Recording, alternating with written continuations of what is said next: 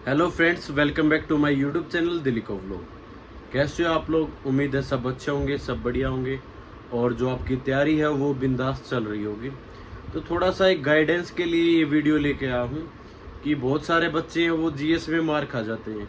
Reasoning सबकी अच्छी हो जाती है, अच्छा स्कोर कर जाते हैं।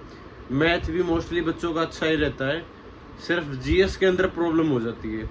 जीएस के अंदर इतना बड़ा क्यों इशू है? क्योंकि बहुत सारी गलतियां हम खुद करते हैं और एक सिलेबस हो काफ़ी ज़्यादा हो जाता है। हमें आइडिया नहीं होता कि जीएस के अंदर क्या पूछ रहे हैं, लेकिन वो पूछ रहे हैं आपसे ही रिलेटेड, आपकी करंट अफेयर से रिलेटेड या आपकी जो बुक्स में दे रखा उनसे ही रिलेटेड। सिर्फ हम नज़रिया है वो थोड़ा सा चेंज करना पड़ेगा हमें, ठीक है? क्योंकि हम जब बाद में देखते हैं तो हमें वो चीज़ें दिखाई दे देती हैं कि हाँ ये चीज़ें यहाँ पे हैं, लेकिन अब जब पढ़ते हैं तब हम उन चीज़ों को नोटिस नहीं कर पाते।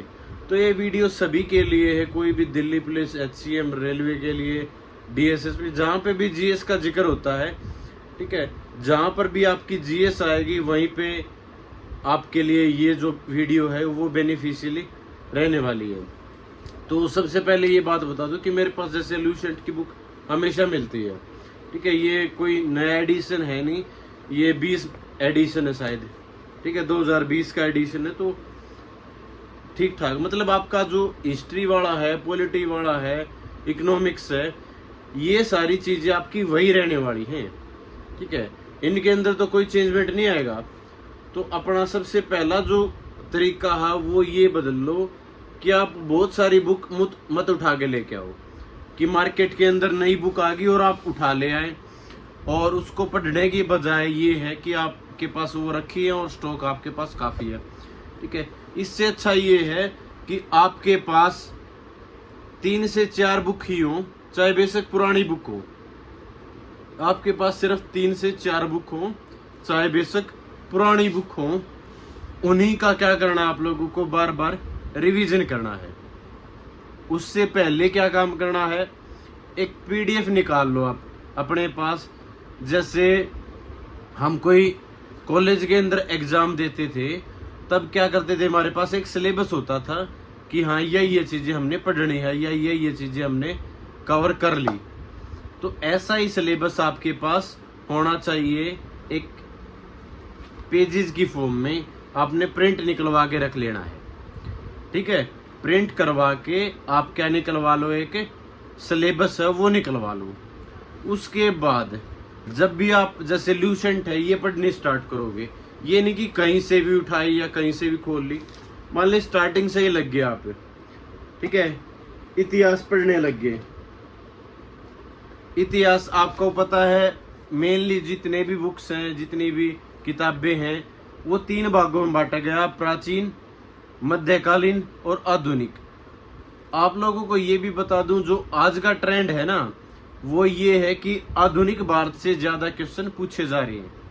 आज के ट्रेंड की बात कर रहा हूँ, जो पीछे 2-3 साल से ट्रेंड चला हुआ है वो ये चला हुआ है कि जो आधुनिक भारत है ना उससे ज्यादा क्वेश्चन पूछे जा रहे हैं, और साथ में करंट अफेयर से ज्यादा पूछे जा रहे हैं, ठीक है? तो आप लोगों को 3 पोर्शन में बांट लेना है। कौन कौन सा? प्राचीन, मध्यकालीन और आधुनिक। तो सबसे पहले प्राचीन के आप या तो नोट्स बना लो, नोट्स तैयार कर लो, या फिर प्राचीन में ये कर लो कि मेरे को ये 3 टॉपिक आज कंप्लीट करने हैं, 3 टॉपिक कल कंप्लीट करने। जैसे सिंधु सभ्यता है, वहां से स्टार्ट कर दो आप, ठीक है? कि सिंधु सभ्यता है मेरे को आज ये कंप्लीट करनी है। तो अगर मैं सिंधु सभ्यता, फिर मान लो अगले दिन वैदिक सभ्यता, या उसी दिन 3 टॉपिक करेंगे तो वैदिक सभ्यता आ जाएगी और महाजनपदों का उदय, ठीक है? आपको क्या तरीका अपनाना है, एक तो सिंधु सभ्यता का यूट्यूब पे सर्च कर लेना है कि सिंधु सभ्यता, ठीक है, हिस्ट्री। उसमें 20 मिनट की, 25 मिनट की एक वीडियो आ जाएगी, उसमें आपके मेन क्वेश्चन है वो आ जाएंगे, ठीक है? वो पढ़ लेनी है। फिर आपको क्या करना है, बुक पढ़नी है। जब वो वीडियो आप पढ़ोगे ना, आप वीडियो देखोगे ना, उसके बाद जब आप बुक पढ़ोगे तो आपको जो लाइन है ना उनमें से क्वेश्चन दिखने लग जाएंगे कि हाँ ये क्वेश्चन था, ये क्वेश्चन था, ये क्वेश्चन था, ठीक है? तो उस हिसाब से आप अपने आप क्वेश्चन भी बना पाओगे और उनका आंसर भी दे पाओगे। है ना बेस्ट तरीका कि आप YouTube पे सर्च कर लो कि सिंधु सभ्यता, और उसकी वीडियो देखने के बाद आप बुक से पढ़ना एक बार स्टार्ट कर दो। आपकी लूसेंट का वो टॉपिक भी खत्म, वीडियो से वो चीजें खत्म आपको, और जो देखी हुई चीज है ना वो ज्यादा समय तक आपके दिमाग में रहती हैं। ये चीजें होती हैं कि जब आप वीडियो देखोगे, विजुअलाइज तरीके से देखोगे, वो ज्यादा समय तक आपके दिमाग में चीजें रहती हैं। तो अगर आप सिंधु सभ्यता ऐसे ही टॉपिक करोगे, तो जैसे अगर मैं सिंधु सभ्यता को खोल लूँ एक बार, ठीक है, तो मेन वैसे बता रहा हूँ मैं, ठीक है, वैसे मैं कोई हिस्ट्री पढ़ा नहीं रहा हूँ आप लोगों को, ठीक है। तो उसमें जैसे खोज किसने की थी, ठीक है, राय बहादुर दयाराम साहनी ने खोज की थी। कब की थी? 1921 में। सिर्फ यही चीज याद रखनी है कि जब भी आप सिंधु सभ्यता खोलोगे तो ये चीज याद रखनी है कि किसने खोज की थी? राय बहादुर साहनी ने, ठीक है। और कहाँ पर उनके पुरास्थल है वो मिले थे, वो चीजों का पता होना चाहिए, ठीक है। तो जितने भी हैं, ये बलूचिस्तान का है, आलमगीरपुर है, ठीक है, और मादा है, दाइमाबाद है, ये सारी चीजें इस तरीके से। बड़े बड़े महानगर कौन से थे, सबसे बड़ा महानगर कौन सा था, उस स्थल से क्या क्या चीजें मिली हैं, ठीक है, और सबसे बड़ा जो आपका पूरा स्थल है वो कौन सा है, कौन कौन सी नदियों के पास। इस तरीके से आप लोगों को क्या बनाने हैं, उनमें से क्वेश्चन बनाने हैं, ठीक है। मुख्य फसल कौन सी थी, ठीक है, इस चीज के बारे में जानते थे नहीं जानते थे, लोहे के बारे में जानते थे नहीं जानते थे। इस तरीके से चीजें हैं आप लोगों को अपने आप पुट करनी है। मतलब जो आप इस बुक से क्या देखोगे, पैराग्राफ देखोगे ना लंबा चौड़ा, उसमें से आपको 15 से 20 क्वेश्चन खुद ब खुद बना लेने हैं, ठीक है। 15 से 20 क्वेश्चन आपको खुद ब खुद उसमें से, उस टॉपिक में से बना लेने हैं। वो टॉपिक फिनिश। एक बार वीडियो देखोगे, एक बार ये चीज देखोगे, ठीक है। उसके बाद जब आप प्रीवियस ईयर पढ़ोगे ना किरण के, उसमें से जो भी क्वेश्चन बढ़ेंगे आप 100% फटाक से जवाब दे दोगे। 100% फटाक से क्या दे दोगे? जवाब दे दोगे। आपको पता होगा कि हाँ इसका आंसर ये है। बर्डन भी नहीं रहेगा आप लोगों के पास। दूसरी चीज कि जैसे कोई दूसरा टॉपिक है, वो सिर्फ ज्यादा नहीं कि आज तो मैंने 8 पेज करने, 10 पेज करने, पेज के हिसाब से नहीं।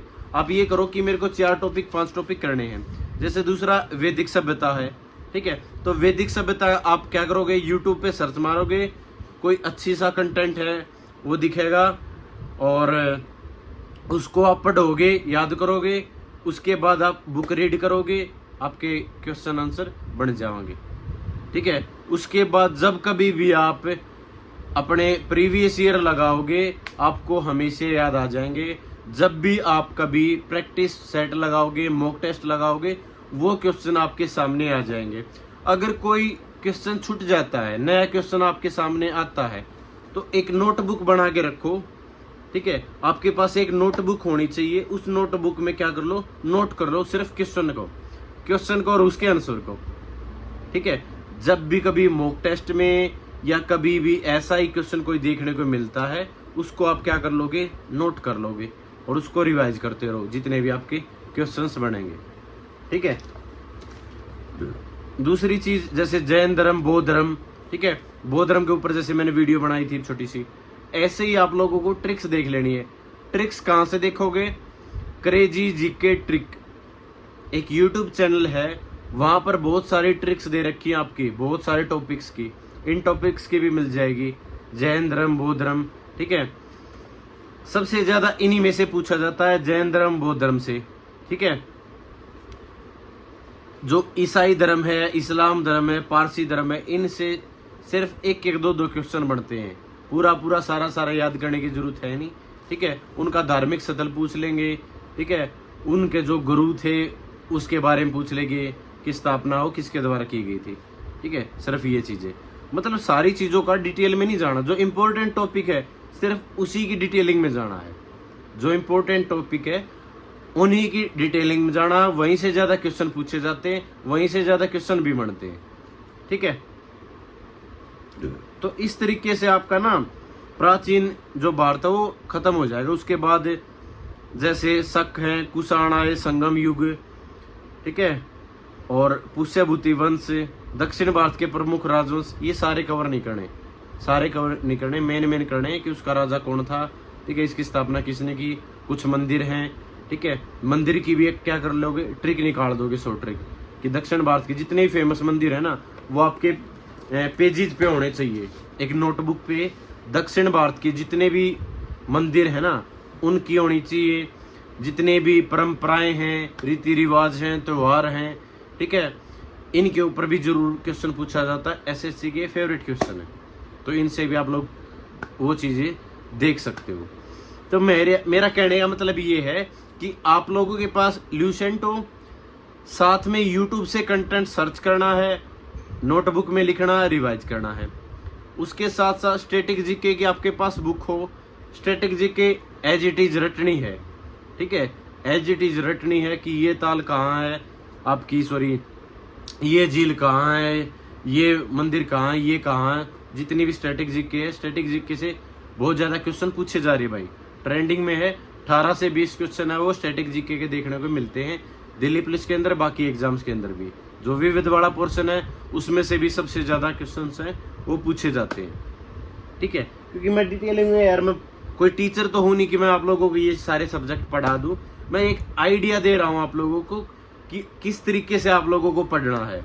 ये नहीं कि आप सिर्फ अंधे हो के ऐसे ही, वो जो जैसे पशु के वो लगाते हैं ना इस तरीके से लगाम लगाते, तो ऐसे ही नहीं पढ़ाई करनी, आपको थोड़ा सा स्मार्ट वर्क करना है, ठीक है। और उसके साथ साथ और भी टॉपिक्स हैं, इकोनॉमिक्स के टॉपिक है, वो सारा इकोनॉमिक्स नहीं कवर करना होता, उसके जो मेन चीजें है ना, ठीक है, मैं उसके भी टॉपिक्स के ऊपर वीडियो ले आऊंगा, सारी चीजें ले आऊंगा मैं, कोई ऐसी बड़ी बात है नहीं। थोड़ा सा आप पेशेंस रखना और थोड़ा सा सपोर्ट करोगे तो जरूर और भी वीडियो इस तरीके से आती रहेंगी, टॉपिक वाइज भी लेके आता रहूंगा, ठीक है। तो यही था कि एक तो आप करंट अफेयर करनी है आप लोगों को, मंथली करनी है, ठीक है, वीकली नहीं करनी है, मंथली करना, कि अगस्त की करंट अफेयर है उसकी आपके पास नोटबुक में लिखे होने चाहिए। ये बात दिमाग में फिट बिठा लो कि जब भी आप वीडियो देखोगे उसके नोट्स अपनी बुक में लिखने हैं, उस टाइम पे आपको वीडियो 100% समझ में आ जाएगी।